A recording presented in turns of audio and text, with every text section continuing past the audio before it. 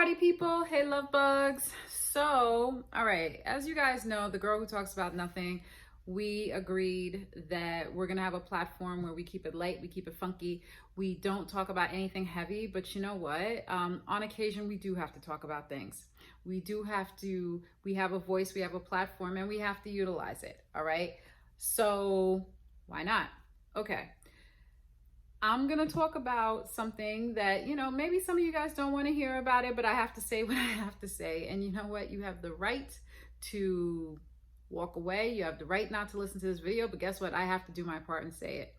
So yesterday, Joe Biden announced his running mate for vice president, and it's Kamala Harris. Okay.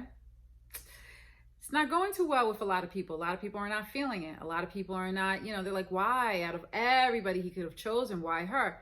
Well, you know what? He chose her.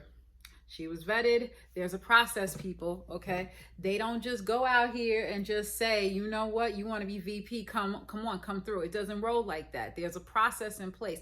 Why did they select her? Only the Democratic Party knows why they selected her. Why was she selected? Only Joe knows why he selected her. I mean, I'm not him, okay? But you know what? People are saying, I'm not voting now, all right? So let me ask you this. You're not going to vote because you don't like what's currently already in place. You don't like what's coming, who the challenger is, but you feel that by not voting means what? Need I remind you people, the lack of voting is what got us in the situation that we're in now.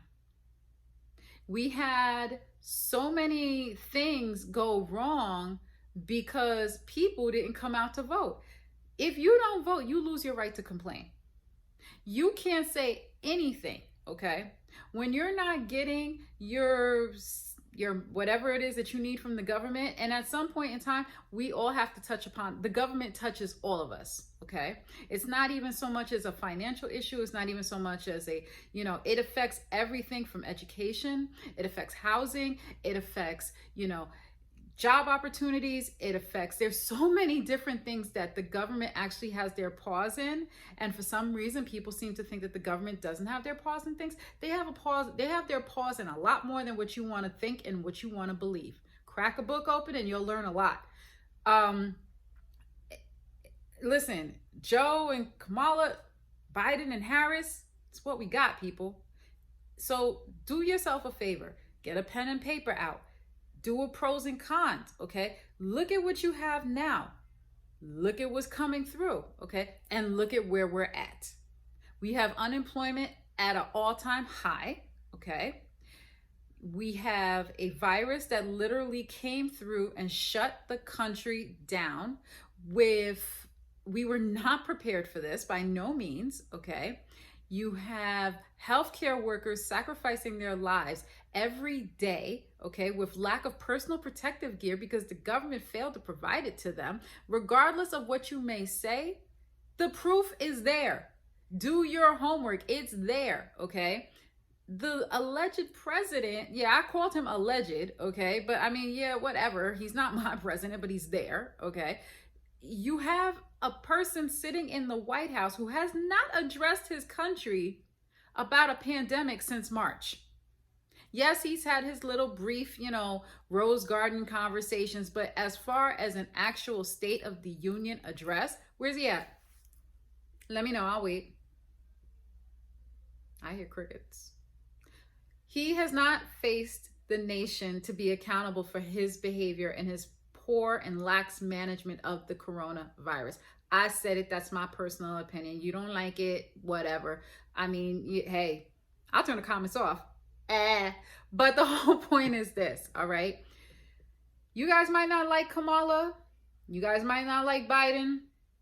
That's your prerogative to do so, okay? You guys might not like the thing that's currently in place in the White House now.